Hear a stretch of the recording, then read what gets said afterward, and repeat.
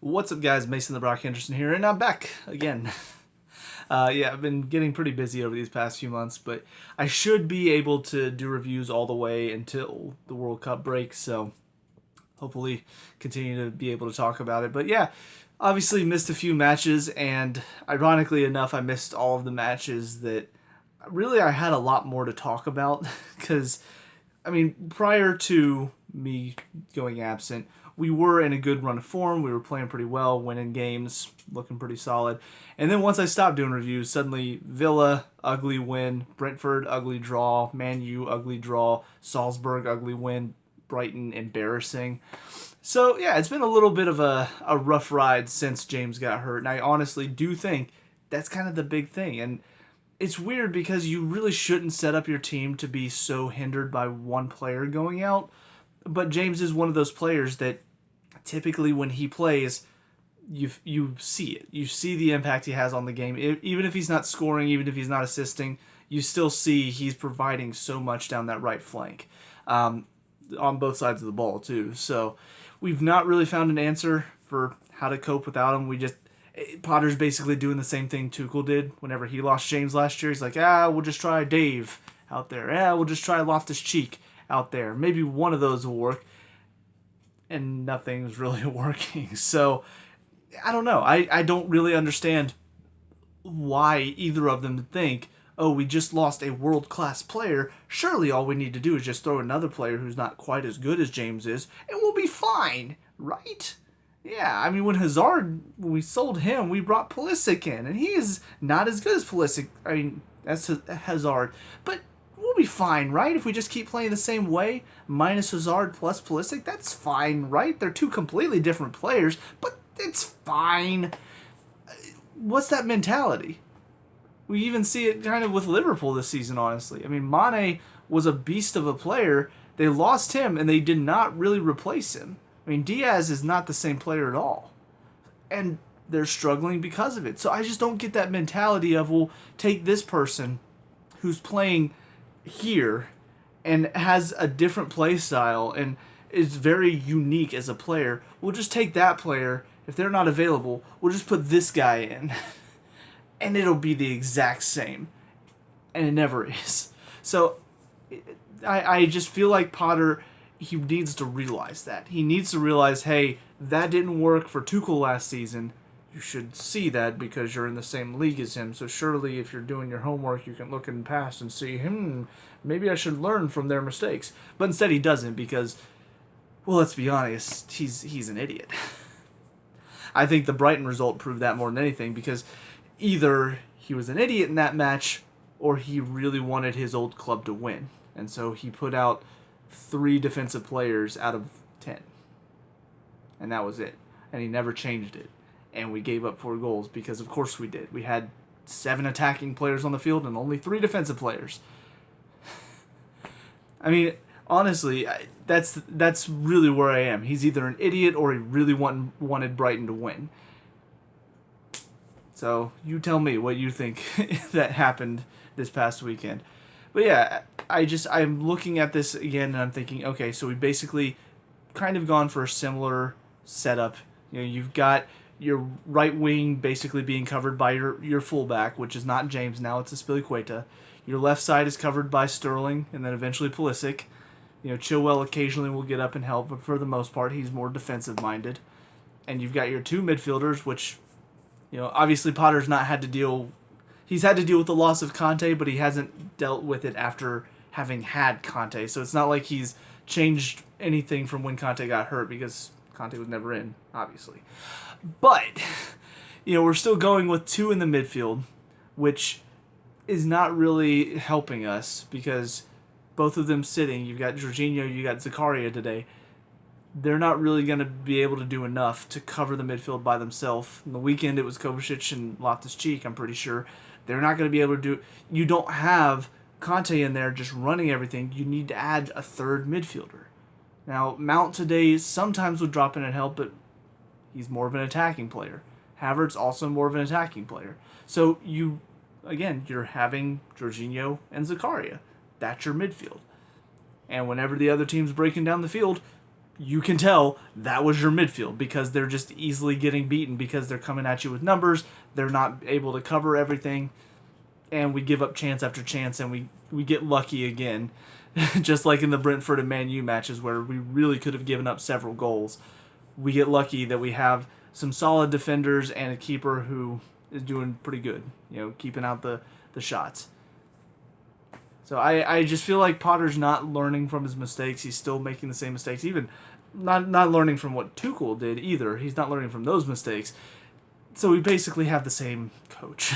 we have a guy who's stuck trying to do one thing, trying to make one thing happen, and it doesn't work, and it doesn't work, and it doesn't work. And unless you have your 100% fully fit starting lineup with some of these really talented players, it's not going to work. You're going to struggle. You're going to barely eke out games, sometimes win, sometimes draw. And then occasionally you'll get whooped because some other team read your playbook and knows exactly what you're going to do and take it to you. So anyways, that's enough about Potter, but on to the individuals. Mendy, obviously I didn't get to talk about Kepa much with his run of great games, but with him being out, Mendy steps in. On the goal, not really much he can do about it. I mean, it's one that if he gets down a bit quicker, he could get a hand on it and push it out. But it's not like I can blame him for it. I mean, it's really a lack of tracking from the defensive point of view. Ball ping-ponging around, bouncing off heads, and just nobody's on the guy. He basically had a free chance. So, I'm not going to blame Mendy for that one, but overall he did okay. His footwork still needs a lot of improvement, and it's something where, same with Kepa, how his foot movement, whenever he's making, trying to dive across, he didn't really move his feet very well. That was something that didn't change for the first 2 or 3 years, and honestly, the saves that he was making, he wasn't really required to get across and move his feet, so still haven't seen him and to see if he's improved on that yet. But I had to wonder, why wasn't that getting better if that's the one area he really struggles? With Mendy, yes, he's had his ups and downs, performance-wise, but the one thing that he's consistently not been good with is passing. And yet we're still there. And we're a team that likes to keep possession in our backfield. So why are we not improving that? Why are we not trying to get him better at passing the ball? I don't know. It feels weird to me that we're not looking to improve that. Who's making these decisions here? But anyways, he didn't make any big mistakes like he did against Brighton, but it was still a little scary sometimes to see him on the ball. Spilicueta, kind of a right wing back at times, works his butt off. I feel bad for him because he's really trying to fill that spot that James left with his injury. But he's just not the same level. Defensively, he's not quite quick enough anymore. He reads the play still pretty well, but he's not quite quick enough to get there. He's always a couple steps behind because he's trying to get up and back. With Silva, he reads the game well, but he's allowed to stay back, so he's not quite as quick, but he doesn't need to be because he's always in the right position. With Spilicueta, if he's moving up and down the line, that means that he can't really just sit and put himself in the right position to win the ball. He's got to get up and help in the attack too, because that's what he's expected to do as a right wing back.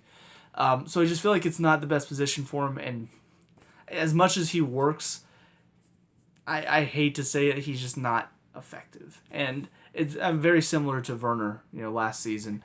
Hard worker, busts his butt, but God, you want more from him. You want to see him be more effective in the final third and just be more effective overall. So I hate it. I love Spilicueta. I feel like he's been such a great servant to the club and he's done so much for us. But yeah, it's like comparing apples and oranges. He and James are just two completely different players, and he's not filling that space. So it really should be more of a right back, in all honesty. Chalobah, a little shaky today, not terrible, but definitely not the same defensive rock that we've seen from him before. I mean, he went, I don't remember how many games starting without losing until Brighton in the weekend. So I don't know if maybe that shook his confidence a little bit, but he definitely looked a little bit more flustered today than I come to expect. I mean, on the ball, he's always a little shaky, but typically defensively, he looks strong, he looks solid. So I don't know what was going on with that today, but just not the best performance from him overall. And Koulibaly was kind of in the same boat. On the ball, can be a little shaky. Sometimes the touch is a little long, but defensively he normally looks okay. He looks pretty solid. But today there were just a few moments where it felt like he was losing track of his man. He wasn't quite keeping up with the play as well. So it just felt a little weird from both of them, and I feel like that contributed to why Zagreb looks so dangerous going forward and counterattacking against us, because everybody was kind of losing track of their man a little too easily, and that shouldn't be happening. Chilwell looks like he might be out for a few weeks. Based on how he pulled up, it looked like he pulled a hamstring. So, yeah, it's like, what is it, 6 to 8 weeks whenever somebody pulls a hamstring. So he's probably going to be out, which means we'll be seeing a lot more of Cucurella, more than likely. But overall, I mean, it looked good today, and that's part of why I'm so, of course, because he started to look a little bit more like the Chilwell I want to see. Getting down the line, getting back and helping defensively, being dangerous coming in from the side. I mean, he looked effective, going up and back. So, yeah, it's frustrating. He was probably, was he our best player today? No, I know who our best player was today, but he was probably top 3 at least as far as performances today.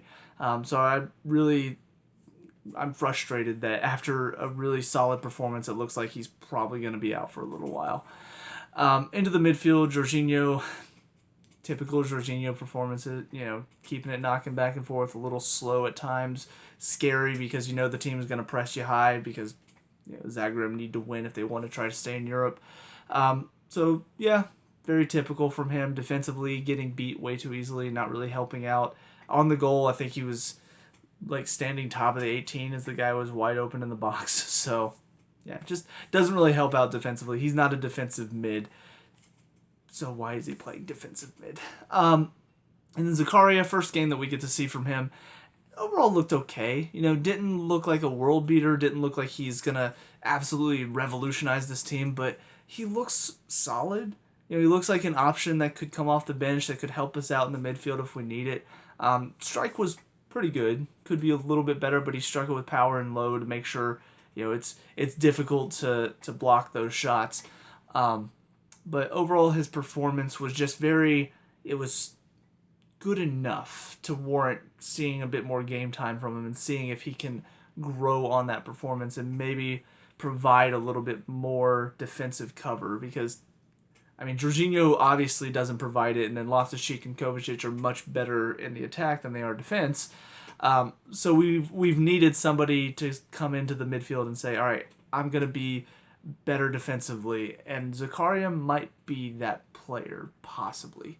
Again, I mean, one game and he's playing against Dinamo Zagreb, so it's not like he's absolutely torn it up against Man City or anything like that.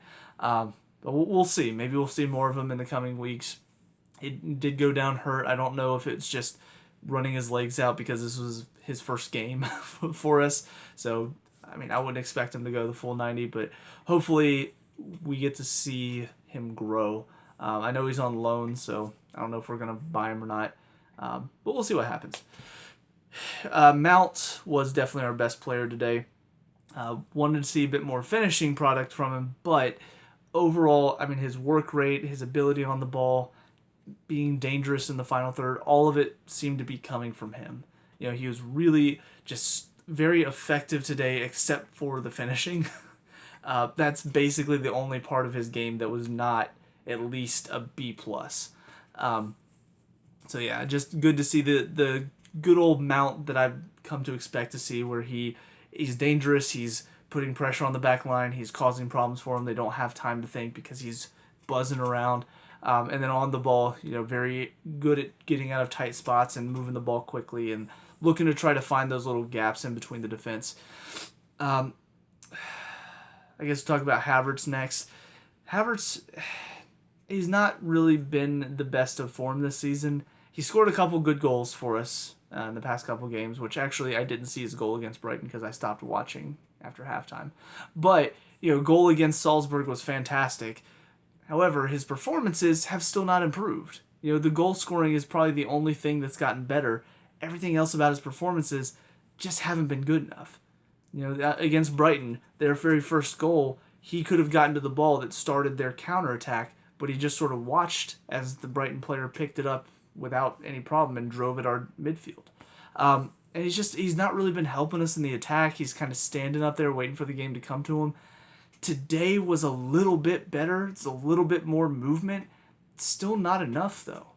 For what we've seen him do in the past, for how effective we've seen him be, I feel like he should be doing the little bright spots that he had today throughout the match. We should be seeing that way more consistently. But it feels like nowadays he'll have a game like this where he had some good moments, he did a few good things, but overall still not very effective. And then the next few games he'll just basically be a body on the field. And then a few games down the way, oh, that was pretty nice. Did you see that? Did you see those how he played today? I mean, that was pretty good. And then he'll have a few more games where he's just not involved. That's not good enough. For a player of his quality, he should be consistently being involved. He should be consistently at least a part of the good stuff happening, like Mount. Again, Mount, whenever he's involved, even if he's not scoring, he's available. He's a player that's going to be effective for you. He's going to make the other team know he was there. Havertz, half the time, you're just like, oh, hey, I didn't see you there. You were playing today? How you doing? Yeah, good job out there today. I mean, it's just that's not good enough for him. And today was another good example of it. Sterling, kind of in the same boat, but not really at the same time. Because for Havertz, at least it's been kind of okay, he's been getting on the score sheet, so maybe we'll start to see his performances pick up. With Sterling, he's just not been doing anything. He's not been assisting, he's not been scoring, he's not been doing anything. He's just been out there. Today, he finally scored. Still not really enough from him overall, though. Like, too many moments of he's too easily getting bodied off the ball. He's not keeping possession well enough. He's not dangerous when he's on the ball. He's just sort of out there. You give him the ball, he might just pass it backwards or he might lose it. It's one of the two. He's never going to be effective with it. I don't know what happened. I don't know if he's just losing confidence. I don't know if he just doesn't fit our system very well compared to fitting into City's, but God, he looks like a shadow of himself. And honestly, of all the players, I feel like he is the one that has had the most detrimental effect from Tuchel to Potter. Havertz, he was already struggling under Tuchel, so struggling under Potter, not much change. Sterling looked to be pretty solid under Tuchel. He looked like he was starting to get into the formation, and now Potter's come in, and he just nosedive, and he's been stuck down there forever. So I hope the goal will give him some confidence so that he can start to get back into his flowing rhythm again. But I don't know. Even after the goal today, I just didn't feel like he really stepped it up like he should be. He didn't look the player that he should be for what we've seen him do in the past. So very frustrating there. Aubameyang, probably our second best player today. And unfortunately, he didn't get on the score sheet because he was working really hard.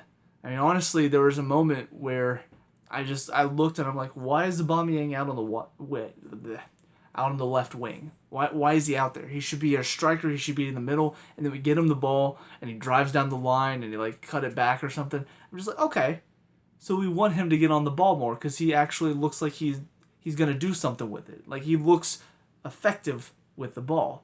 So yeah, it was good to see him have, even though he didn't score, a good performance today. Because it's been kind of up and down for him. Sometimes he'll score, but he was awful throughout the rest of the game. Sometimes he'll look pretty good, but he won't score. I hope we can start to see maybe a little bit of a meshing of those, because we could use it from him. But yeah, I do hope that he builds on this performance and starts to add goals to that performance as well, because we need a striker. We don't really have, between him and Broya, we have two people who can work hard, but are not finding the goal very often.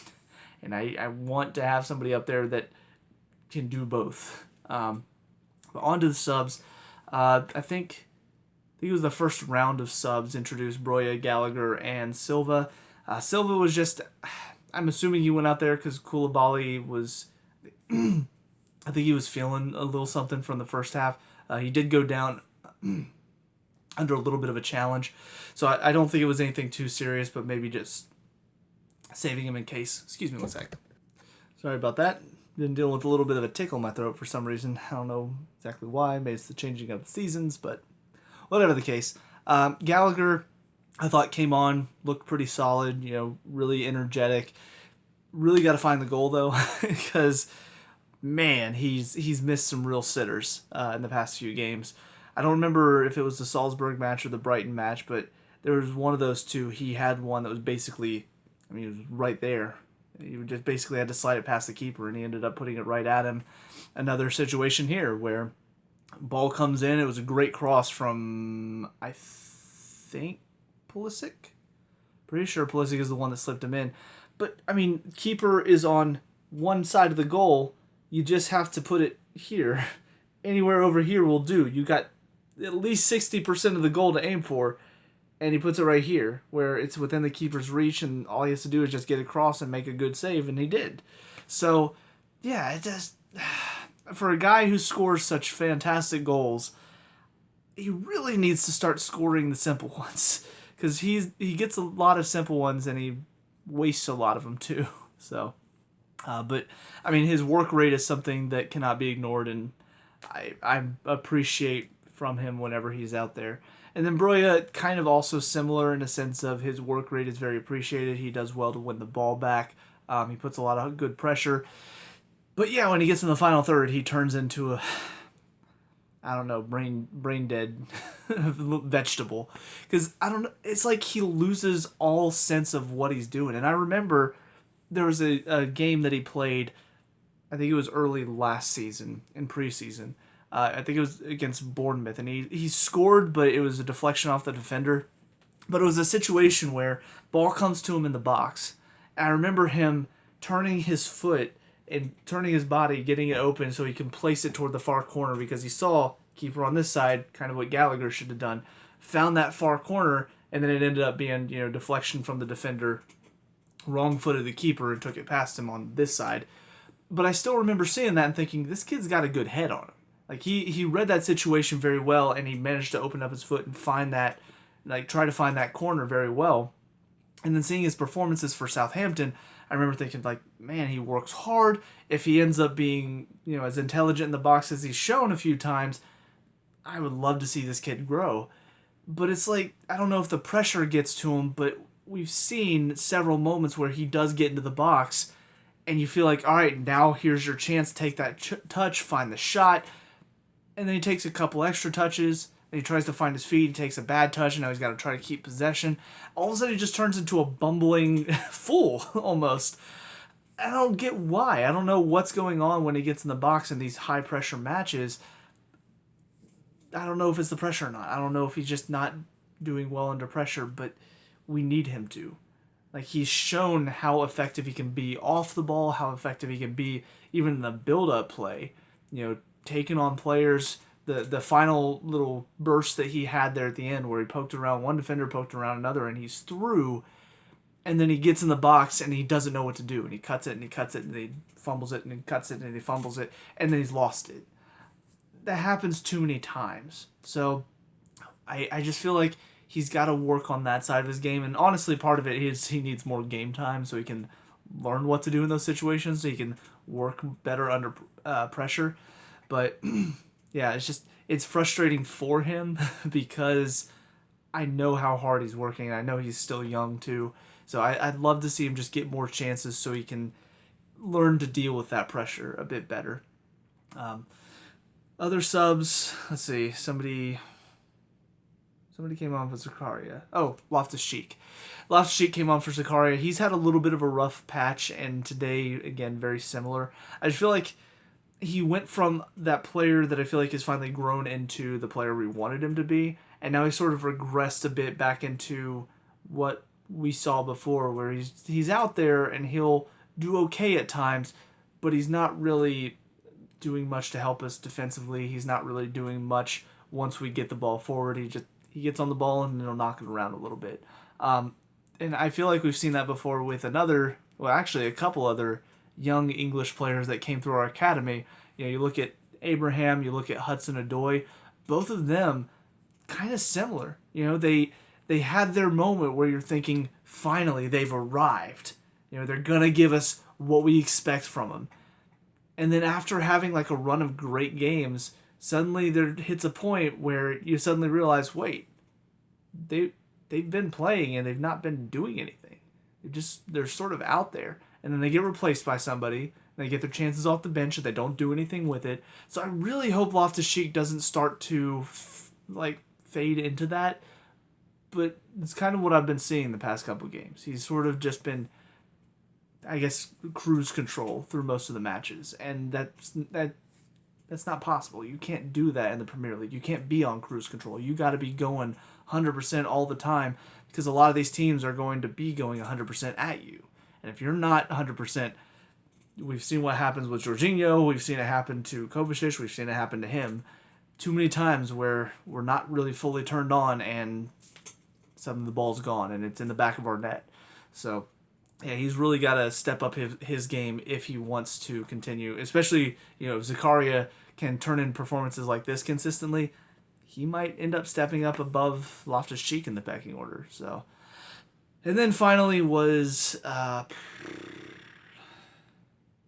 who's the final? Oh, Pulisic for Sterling, and yeah, came on. Looked pretty dangerous. It's kind of been typical recently. Sterling starts the game for whatever reason, doesn't do much. Pulisic comes off the bench, looks effective, and then the next match, rinse repeat. And yeah, I don't get why. And I'm not even just saying this because I'm American and I want Americans to do well. Go Americans! That's not even the case. I'm just looking at what Sterling's been doing recently compared to what Pulisic is doing recently off the bench. And maybe part of that is because Pulisic's coming off the bench. But there have been a couple games that he started, I'm thinking, he still looks more effective than Sterling. He's still at least driving at players. He's trying to take them on. He's looking deadly in the final third. Give him a chance. And I get Sterling, high price tag, paying him a lot. I get that you don't want to just sit him on the bench the whole time. But he's got to learn at some point that he's got to produce, or else why are we keeping you? Why is he here? You got to find a way to motivate him. And if he's not getting motivated, then put somebody out there who is. Because clearly Pulisic is showing he's very motivated to try to find more game time. So yeah, we'll see what happens from here. But all in all, it was not necessarily an ugly win, but it was definitely not a good win. It was just an okay, we got the job done. Hopefully we don't get creamed this weekend. Hopefully we put a good showing for ourselves. But yeah, I mean, this should have been a good game to show, hey, let's turn it around. We got embarrassed in the weekend. Let's turn it around. And what it feels like is thank God we got through that one. Oh, crap, we got Arsenal on the weekend. That's honestly how I'm feeling going into this weekend. So fingers crossed I'm wrong. Fingers crossed Potter can figure out what he's doing and get us back to, I guess, better performances, but my hopes are not very high. So we'll see what happens. That's it for me, though. Let me know what you guys think down in the comment section below. What were your thoughts on this game and this performance? Let me know. We can talk about and discuss all that good stuff. Leave a like and subscribe for future Chelsea reviews, and I'll see you guys in the next one. Peace out.